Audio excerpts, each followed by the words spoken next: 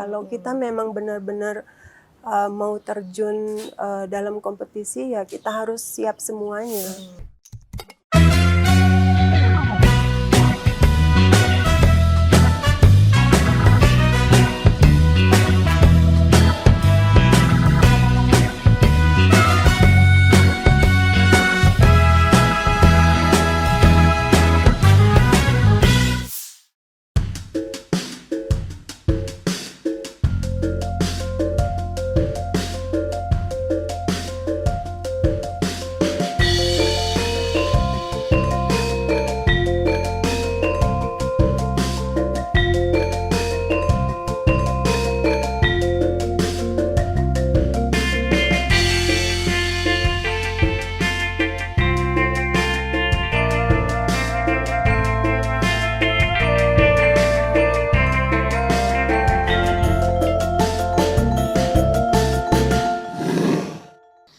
Sahabat Bentara, kita berjumpa lagi dalam podcast Bentara Budaya. Jadi seperti biasa kita akan berbincang dengan seniman-seniman inspiratif dari berbagai daerah di Indonesia. Kita akan menggali cerita, pengalaman mereka tentang bagaimana mereka berkarya, menghadapi tantangan, kemudian akhirnya bisa mendapatkan apresiasi dari publik luas. Kali ini saya berkesempatan untuk berbincang dengan seorang perempuan perupa dari Bali. Baru-baru ini beliau memenangkan penghargaan utama UOB Painting of the Year tahun 2023. Siapa dia? Mari kita sapa Mbok Nyoman Sani. Halo Mbok Sani, Halo. apa kabar? Selamat siang Ida, baik. Om Swastiastu, sahabat Bentara, selamat siang. Sebelum kita ngobrol-ngobrol ya dengan Mbok Sani, mungkin saya akan kenalkan dulu. Jadi Mbok Nyoman Sani ini lahir di Sanur 10 Agustus tahun 1975. Jadi Mbok Sani merupakan lulusan pendidikan seni rupa di ISI Denpasar. Kemudian sekarang sepenuhnya menjadi perupa, sudah berpameran juga di dalam dan luar negeri, serta mendapatkan kesempatan untuk residensi di Haarlem, Belanda tahun 2010 dan mengikuti Artis Camp Bali Darwin tahun 2014 dan 2016 ya Mbak Sani ya. Nah, karya-karyanya Mbak Sani ini juga sudah dikoleksi oleh Museum Tropen Belanda, Asia Afrika Frankfurt Museum Jerman, Nyana Tillem Museum di Ubud, Bali. Kemudian karya seni rupanya juga sudah dibukukan dengan judul The Painting of Nyoman Sani tahun 2005. Selain penghargaan UOB Painting of the Year tahun 2023 yang tadi saya sebutkan di awal, Mbok Sani ini juga pernah tercatat sebagai finalis Philip Morris Art Prize Jakarta tahun 2000. Dan baru-baru ini Mbok Sani juga meluncurkan satu buku kumpulan puisi. Kumpulan puisi pertama ya Mbak ya, ini judulnya Melodia Rasa. Jadi terbit tahun 2023 begitu. Saya ingat kita terakhir kali merayakan kebersamaan dengan satu pameran tunggal Mbok Nyoman Sani di Bentara Budaya Bali itu tahun 2011. Itu judulnya The Adventure of My Soul atau Petualangan Jiwaku ya Mbok ya. Yeah. Jadi diselenggarakan di sini itu satu pameran yang juga mencerminkan perjalanan kreativitas Mbok Sani ya. Betul. Waktu itu gitu. Jadi sekarang kita akan berbincang lagi dengan Mbok Sani dengan cerita-cerita terkininya seperti apa, termasuk proses kreatifnya apa yang sedang dikerjakan saat ini. Mungkin sebagai awal Mbok, kalau boleh kita tahu nih Mbok Sani sekarang sedang sibuk apa atau menggarap apa ini, kalau boleh kita berbagi cerita gitu. Terima kasih Ida, terima kasih sahabat Bentara Budaya. Kegiatan saya sih sama ya Ida ya, tetap berkarya, terus kemudian lagi persiapan juga untuk pameran di Jogja, di Sangkring, yang diundang oleh Ibu Jenny sendiri. Selain itu, saya sedang persiapan buku sketsa bersama Ibu Ira Adriati dari ITB Bandung. Dan seperti yang Ida ketahui, kita satu kelas. Ya, sekarang Kita satu kelas di tata kelola ya, betul. di ISI Denpasar. Betul. Jadi ini bisa dibilang apa ya, tahun-tahun yang sibuk lah ya, Mbak Benar, Sani ya. Ida, benar. Ya, tapi kalau kita kembali lagi nih ke tahun 2023, Mbak Sani memenangi UOB Painting of the Year gitu, Iya. pemenang utama. Gimana reaksi atau perasaan pertama waktu itu Mbak ketika dapat kabar itu? Tentu kaget ya Ida ya, karena tidak menyangka. Itu kali ketiga saya ikut. Kali ketiga? Ya, saya ikut itu tahun 2019, 2020, dan sempat jeda, kemudian saya ikut lagi tahun 2023. Dan itu merupakan satu satu anugerah ya, karena kan tidak menyangka sekalipun untuk dapat memenangkan karya Tranquility. Judulnya yang menang itu kan Tranquility ya Mbak ya. Ya.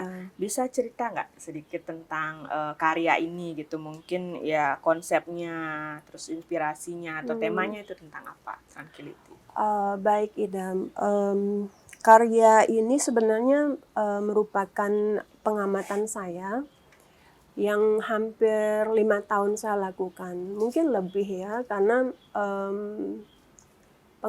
pengamatan awal itu kan berupa perjalanan setiap pagi, setiap sore saya mengamati tataran cahaya yang jatuh pada bayangan pohon, bayangan kayu, bahkan pasir yang kita rata-rata lihat kalau pasir di pantai kan rata ya. Nah, saya amati juga serat-serat kayu yang terdampar di Pantai Sanur. Dari pengamatan ini saya selalu mencatat ada cahaya, ada bayangan, kemudian ada struktur, ada waktu di situ. Jadi saya kemudian menyimpulkan bahwa makro mikrokosmos itulah yang kemudian secara intinya saya ambil untuk saya tuangkan ke dalam karya saya. Kalau boleh lebih jauh nih Mbak Sani, setahu saya ciri khas karyanya Mbak Sani ini kan beda sekali dengan Tranquility ini gitu ya, yang menang ini. Ada alasan khusus nggak kenapa Mbak Sani tiba-tiba yang diajukan atau yang dipilih untuk diikutkan kompetisi justru yang ini, yang beda nih ciri khasnya, bukan Nyoman Sani biasanya gitu. Itu gimana? Atau karena waktu itu ada temanya kompetisi itu? Tidak ada temanya. Tapi yang sebelumnya itu saya sempat mengajukan tentang figur kan. Figur ya. Nah, saya tahu kalau figur ini udah lama, udah istilahnya sudah kadaluarsa seperti itu, menurut pemikiran saya. Namun di sini saya kemudian memilih tema-tema yang terbaru, yang terbarui itu semacam lompatan menurut saya, karena saya juga melihat juri-juri yang di UOB itu kan bukan juri-juri yang mereka punya pengalaman yang luar biasa sekali. Jadi saya berupaya untuk mengkaryakan sesuatu yang melalui pengamatan memang benar-benar dewasa dalam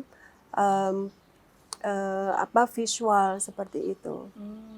Oke, jadi memang pertimbangannya juga secara menyeluruh begitu ya, melihat juga katakanlah posisi dari kompetisi itu sendiri. Nah, kalau Mbak Sani di sini melihat event kompetisi seni rupa ya, khususnya di Indonesia itu seperti apa peluangnya Mbak, dan termasuk juga manfaatnya bagi masyarakat seni rupa Indonesia, termasuk juga di Bali secara signifikan, bagaimana menurut Mbak Sani? Kompetisi seni rupa di Indonesia sebenarnya sangat baik sekali ya, kalau kita melihat ke belakang misalnya. Jarum dulu mengadakan, terus Mandiri, semua dilakukan oleh instansi bank, terus kemudian disupport oleh disupport oleh pengusaha-pengusaha lain yang memang benar-benar bergerak dalam pengamatan seni rupa di Indonesia. Nah, kalau sekarang ini UOB, terus ada lagi yang baru-baru muncul waktu ini, saya lupa itu, tapi ada Mas Goro di situ untuk jurinya. Nah, itu kan sudah mulai hangat lagi ya untuk sebuah kompetisi, memulai kompetisi dan kemudian dicermati oleh komunitas seni kita di Bali, kemudian di Indonesia pada nasional, itu sangat baik sekali. Dan ada juga yang open call seperti itu. Dengan cara-cara seperti itu, saya kira lebih banyak mengasah kita untuk lebih cermat memilih ya kompetisi mana yang mau diikut sertakan. Jadi secara tradisi ataupun iklim kompetisi seni rupa di Indonesia itu sebenarnya sudah bagus ya Mbak ya, dan memang ada beberapa kompetisi-kompetisi yang dia terus bertahan seperti contohnya IOB ini Ya, begitu ya. betul. Nah, Yang kalau sudah 13 tahun 13 sekarang. tahun. Ya. Kalau dalam pandangan Mbak Sani ini, kehadiran kompetisi ini menjadi seberapa penting untuk mengasah atau menempa seorang seniman begitu untuk dia bisa menghadirkan eksistensi dirinya begitu. Apakah cukup lewat event kompetisi saja dia rajin ikut kompetisi atau mungkin ada jalan-jalan lain begitu Mbak yang bisa ditempuh oleh seniman? Kalau mengikuti kompetisi, keberadaan kompetisi itu kan salah satu jalan ya, Ida ya, untuk kita berani bersaing secara positif. Karena kan bermain di kompetisi kita tidak bersaing secara positif ini dengan 1-2 orang, tapi ribuan orang. Berani nggak kita terjun di sana untuk berkompetisi secara ya masif seperti itu dan berani tidak terpilih. Terus kemudian setelah menang itu konsekuensinya apa? PR-nya apa lagi gitu kan? Kan kita tidak memenangkan itu untuk celebration aja, tapi kita di situ punya PR yang harus kita pertanggungjawabkan. Ya.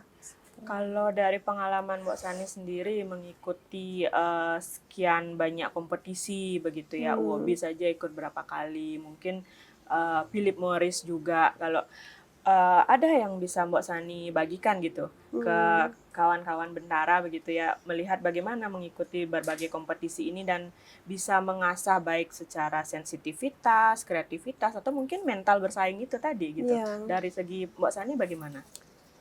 Nah, mungkin sahabat Bentara sebagian sudah pernah mengalami atau menjalankan sebuah kompetisi seni rupa atau khususnya seni lukis ya. Di sini perlunya dibutuhkan persiapan, terutama ya persiapan bukan hanya karya tapi mental. Mental kompetitor itu kan kadang-kadang kita hanya butuh kemenangannya saja, atau kita butuh lingkaran yang baru. Pendewasaan diri kan di situ, Ida. Kalau kita memang benar-benar mau terjun dalam kompetisi, ya kita harus siap semuanya. Karya iya, konsep di latar belakang karya itu kan ada konsep, gagasan yang bisa kita pertanggungjawabkan. Karena ketika kita memenangkan, secara otomatis itu semua mata akan melihat kita. Dan setelah itu apa yang harus kita lakukan?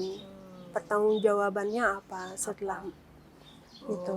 Wah, ya. Betul. Termasuk Mbak Sani kan sekarang bisa dibilang menjadi sorotan kan begitu setelah memenangkan kompetisi kemarin gitu kan, tidak lepas lah dari sorotan, kemudian bagaimana juga proses kreativitas dan apa yang akan dilakukan oleh Nyoman Sani berikutnya pasti Iya, akan menjadi satu hal yang menarik bagi publik benar. begitu. Mm-mm. Kalau kita boleh tanya ini Mbak Sani, apa dampak dari memenangi sebuah kompetisi dalam hal proses kreatif Mbak Sani berikutnya, atau apakah itu juga membuka jenjang-jenjang yang baru atau mungkin peluang-peluang yang baru begitu Mhm. dalam hal kreativitas ataupun yang lain-lainnya Mbak, bagaimana itu?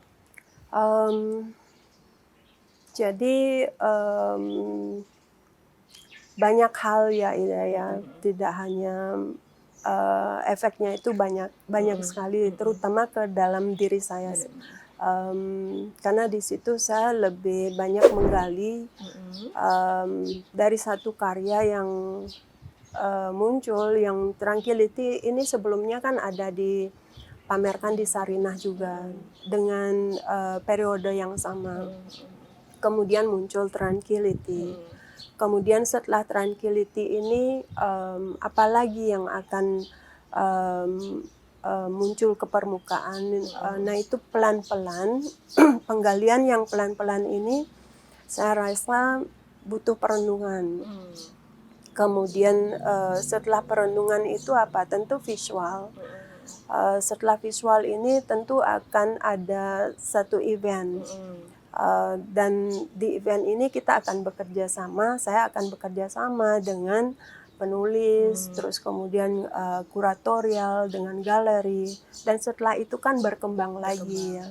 Nah ini yang tadi saya sampaikan, pertanggungjawaban atas satu pemenangan yang bisa kita pertanggungjawabkan terhadap publik, seperti itu. Tapi kedepannya apakah atau mungkin sekarang apakah Mbok Sani sudah akhirnya membuat series sendiri dengan tema-tema yang seperti Tranquility ini gitu? Apakah itu terus dieksplor lagi ataukah masih juga sebenarnya menggali dengan subjek matter yang dulu, yang sosok-sosok atau figur-figur perempuan itu Mbok? Masih berjalan bersama atau bagaimana? Tranquility atau seri Space ini, periode Space ini berdiri sendiri dia. Jadi dia seperti satu periode pengamatan terhadap makro dan mikrokosmos. Berbeda dengan figur atau seri fashion illustration yang sedari masih kuliah saya ambil hingga pertengahan tahun 2010 kalau saya tidak salah ya. Jadi setelah tahun itu saya selalu melakukan pengamatan tentang garis, tentang tubuh. Karena kan semakin bertambahnya usia, melakukan pengamatan terhadap diri sendiri juga ya, mengenai seperti tadi kita sempat bincangkan itu, kita semakin usia kita akan melakukan pengamatan terhadap diri sendiri. Ada kerutan, ada garis-garis yang muncul di daerah mata, di leher, di tangan. Nah itu sama, apa yang terjadi di tubuh itu hampir sama, bukan hampir sama, sama dengan apa yang saya cermati pada kulit kayu misalnya, pada garis-garis terumbu karang yang khususnya ada mushroom jamur, karang jamur dan jamur itu sendiri. Itu kan ada semua bentuk tubuh dan di luar itu ada garis-garis. Nah itu rekaman-rekaman itu yang saya cermati, yang saya visualkan.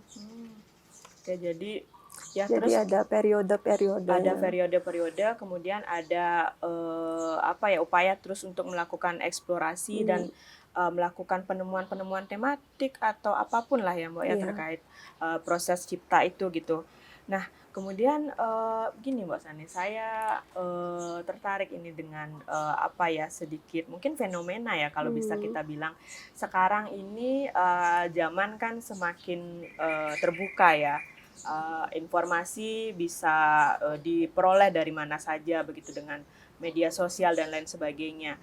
Jadi tidak sedikit juga seniman-seniman muda kita ini yang karena keterbukaan informasi dan juga internet gitu ya, semuanya sudah bisa dengan mudah diakses, mereka mencari semacam apa ya, jalur atau apa, koneksi lah Akses. ke galeri-galeri di luar negeri langsung, atau mungkin mengikuti event-event secara internasional. Nah, langsung seperti itu. Hmm. Nah, bagaimana Mbok Sani melihat fenomena ini gitu? Karena kan ini seperti tadi kita sempat bincang sebelum take ya Mbak ya. Jadi kan ini sebenarnya ada dua kemungkinan begitu ya.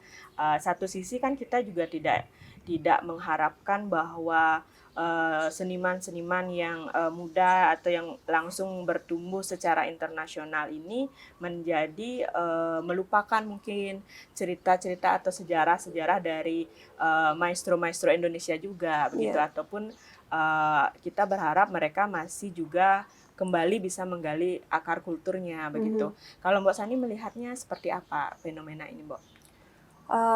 Setiap fenomena itu kan ada dua sisi, Mm. dan seperti mata pisau ya,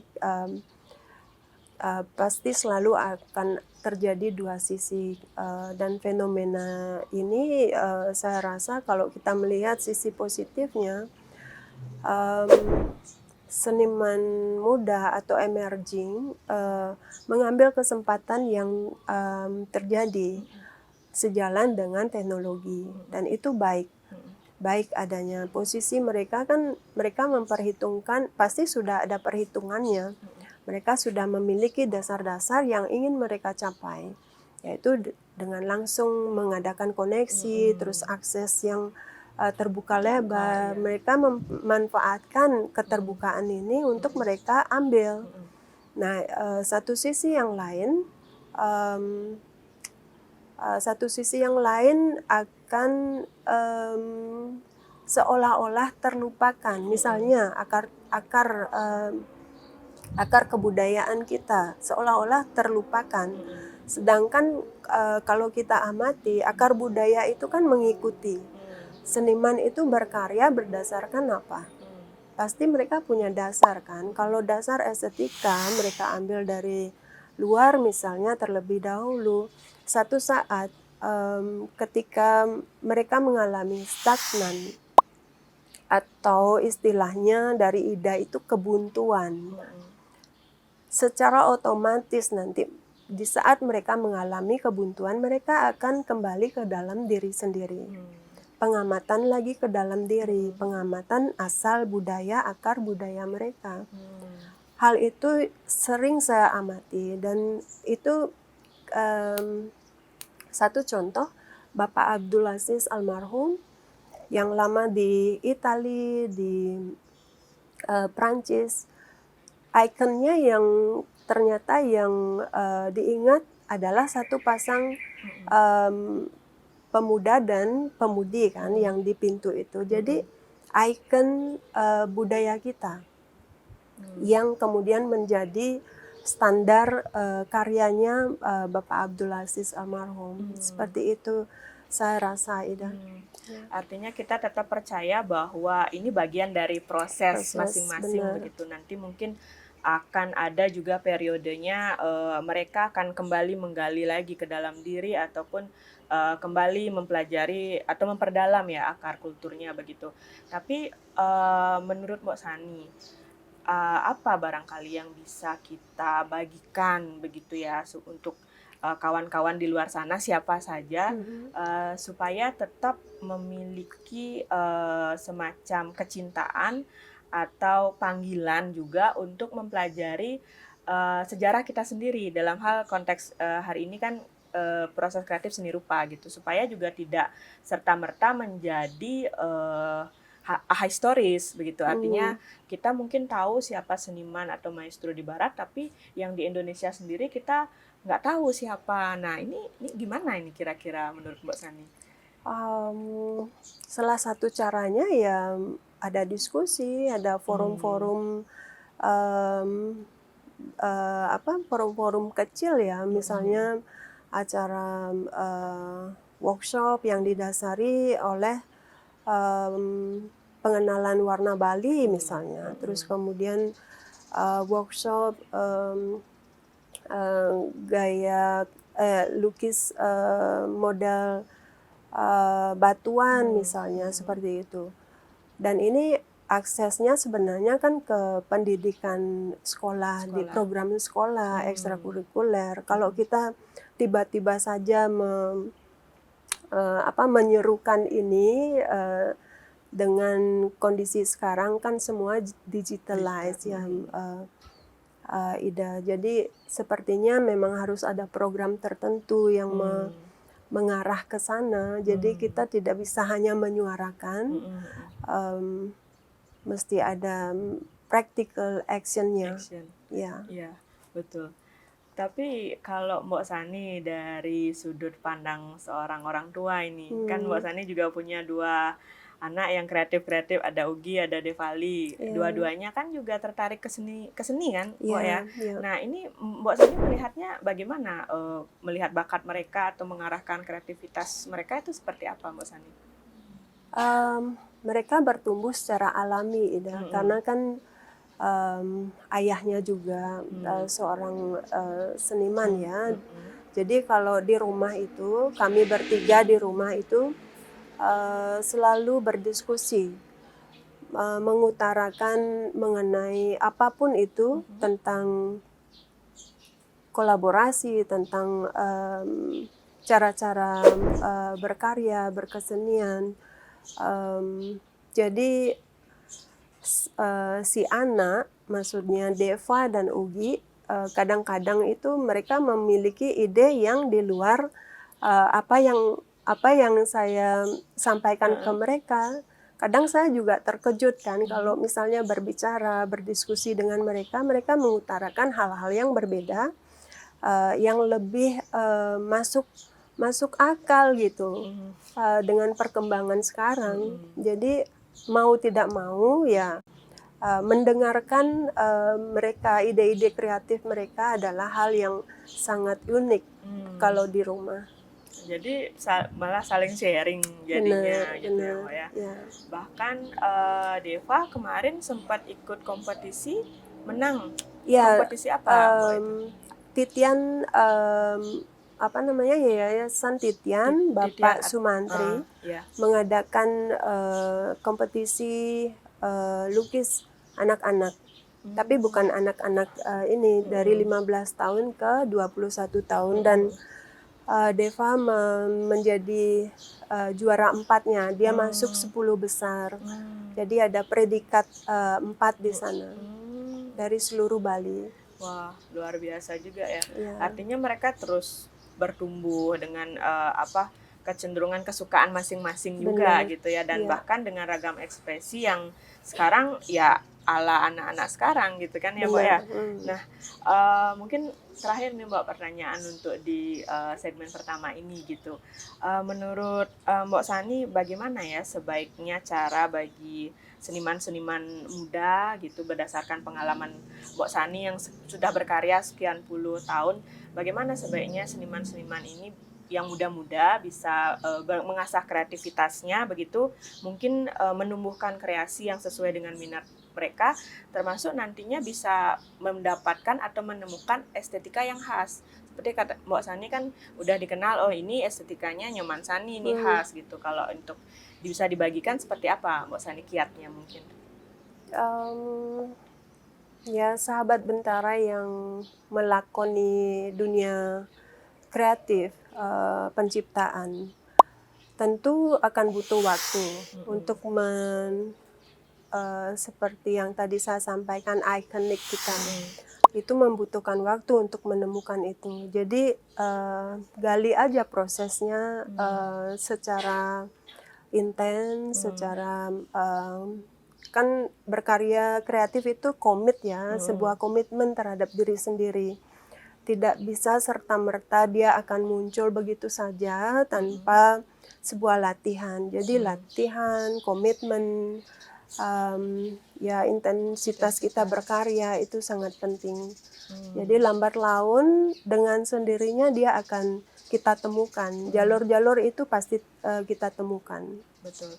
Yang penting adalah kita mempercayai proses, bersedia juga untuk berproses dengan kata kunci dari Mbok Sani tadi, latihan, komitmen, dan juga intensitas yang berkelanjutan. Karena pasti tidak ada yang namanya instan ya Mbok ya. Semua bahkan pencapaian Mbok Sani hari ini itu diperoleh dengan kerja selama sekian puluh tahun, kerja kreatif selama sekian puluh tahun. Luar biasa sekali. Jadi sahabat Bentara, kita akan berbincang lagi dengan Mbok Sani lebih jauh pada seksi atau segmen berikutnya. Jadi kan karena di sini kita membicarakan karya, mediumnya, media sama, gagasannya kita memiliki gagasan yang sama. Kalau mencipta itu kan berkarya, memvisual, membentuk visual 2-3 dimensi, multidimensi, kan sama.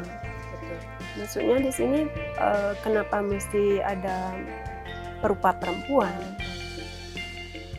Ya, betul. Karena pada akhirnya yang berbicara itu karya. Iya, karya ya, pada akhirnya. Dari yang membuat karya ini perempuan ataupun laki-laki, ya, itu yang dilihat karyanya. Ya, doesn't matter the person kan? Ya, betul. Jangan lupa like, komen, share dan subscribe channel Bentara Budaya serta nyalakan lonceng notifikasinya ya.